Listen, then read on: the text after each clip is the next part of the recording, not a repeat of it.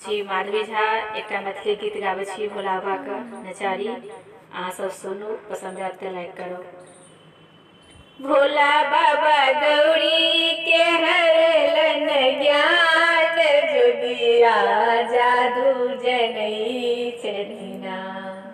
भोला बाबा गौरी के हरलन ज्ञान, जोगिया जादू जनई छथिना।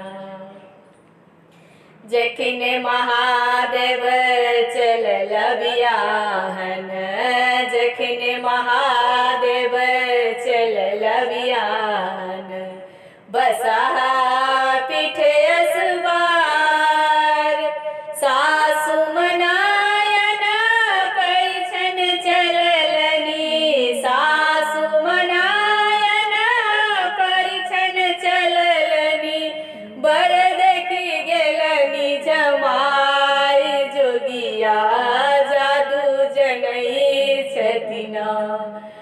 भोला बाबा गौरी के हरलन ज्ञान, जोगिया जादू जनई छथिना। भोला बाबा गौरी के हरलन ज्ञान, जोगिया जादू जनई छथिना। जखिन महादेव चलल कोबर घर, जखिन महादेव चलल कोबर घर, सरोज छकला दुआर, साप ससरी गेला जटा फलकी गेला, साप ससरी गेला जटा फलकी गेला, सरोज गेलनि डेराई, जोगिया जादू जनई छथिना। भोला बाबा गौरी के हरलन ज्ञान, जोगिया जादू जनई छथिना। खिड़की के ओते ओते गौरी दाय विनती करू, सुनु शिव बचन हमार। खिड़की के ओते ओते गौरी दाय विनती करू, सुनु शिव बचन हमार।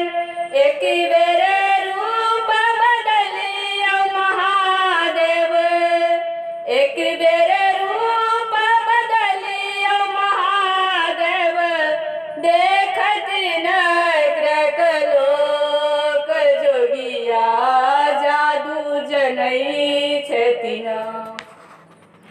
भोला बाबा गौरी के हरलन ज्ञान, जोगिया जादू जनई छथिना।